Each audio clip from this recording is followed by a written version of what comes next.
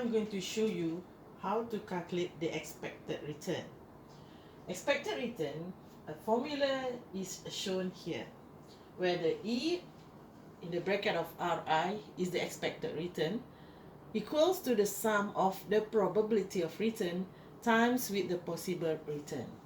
Now you refer to page 10, you can see the example like this, where they give the probability of return of 1.0 with the possible return of 0.05.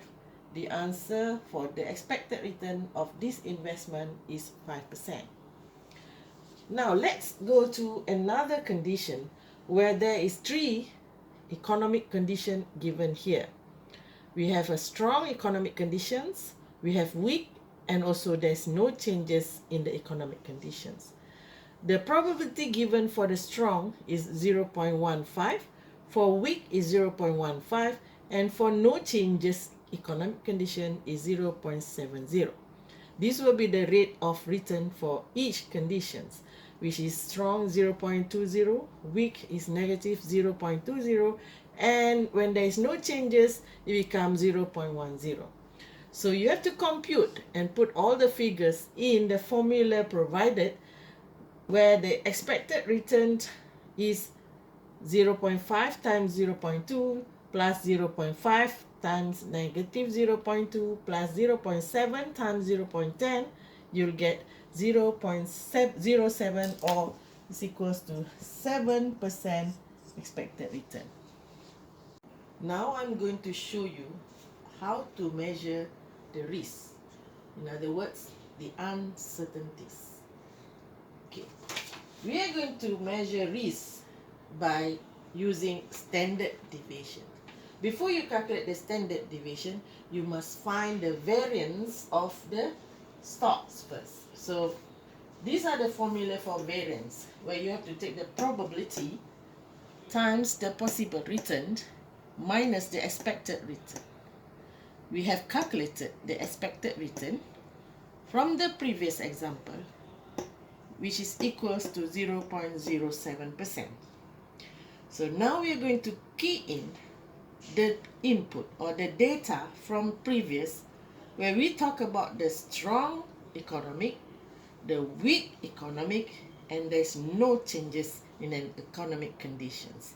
When you put in all the data, you calculate the variance using this formula, it becomes, this is during the strong condition. You will take the probability times the possible return minus the expected return of a strong condition. Then you will take the probability times minus 20 minus 0.07. This is during the weak conditions. Don't forget to the power of 2 in each of these data.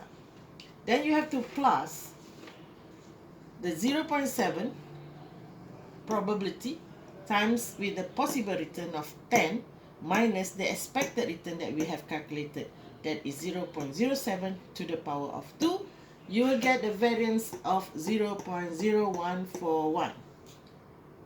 You still hold the 0.07 expected return that we have calculated.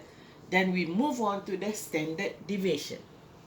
To calculate the standard deviation is just to take or to square root the variance that we have calculated just now.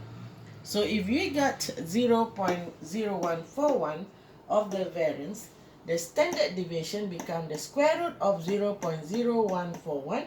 You'll get 0.11874, which is equals to 11.874%.